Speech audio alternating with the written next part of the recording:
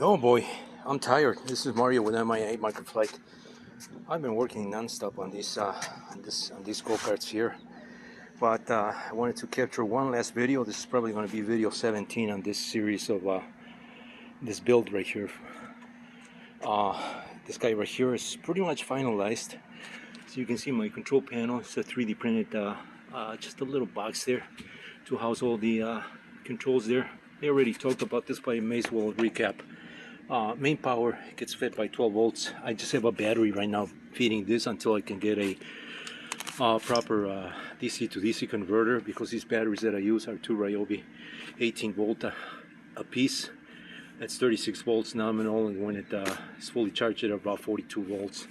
So I can't use any one of those. Even if I were to tap from one of them, you don't want to do that, because that creates an unbalance on the draw, the current draw of the battery. So those are in series. They're probably going to go through either a bought or my own DC to DC converter that I'm going to replace the output with this.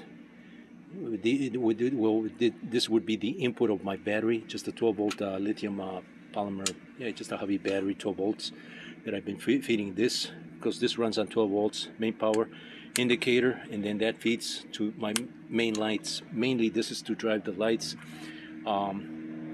and to provide a high for my brakes. I'm not using the battery high for my brake right here. I'm using the 12 volt battery high, so that I can also drive my brake at 12 volt height, as well as my brake lights at the back. These lights go high. They have 3 wires. The green wire is tied regularly to the 12 volt for a medium or low intensity, and then the yellow, I think it's a yellow, or no, the red wire is has to be linked to a high. So anytime you engage the brakes, that has to also run to a 12 volt, and then intensifies the lights, giving you a brake indication. This is a cover, also a 3D printed cover that I did a couple days ago. Of course, it's got my MIA logo there. I have to, I have to put my name there. It came out a little too big, I think, but I wanted to. My idea was to introduce just some airflow here. Not that it requires airflow, but because these things are fairly uncovered, and they get plenty airflow the way I install these. But it provides, mainly it's just to cover all the wiring. I cleaned up the wiring really well. You can see all the wires are nicely tidy up. All they have tie wraps, as well as this coil wrapping, just to keep everything nice and tidy. And this just provides a cover, just so that you don't see the wires, from the back.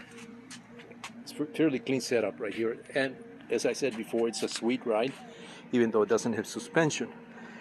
But I am going to, I've been working on some drawings, to some ideas on how to create suspension here with maintaining the same architecture. I don't want to deviate too much from this. I don't want to introduce any more weight than necessary, because what makes this a sweet ride also is the fact that it's very lightweight as compared to my racing go-kart that's sitting right there in the sun baking.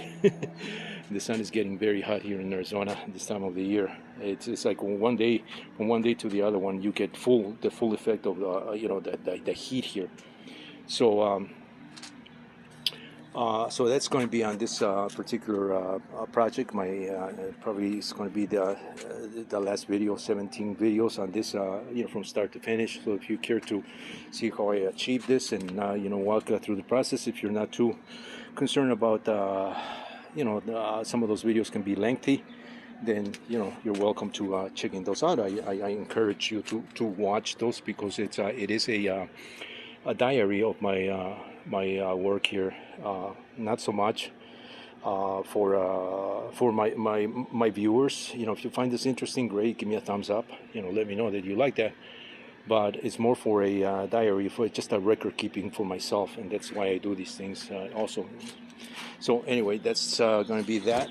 I am going to be talking about this one in another video. I'm going to keep that separate, so I'll be doing another video as soon as I finish this one. Anyway, Mario once again with MIA Microflight. Stay tuned for my talk on that one.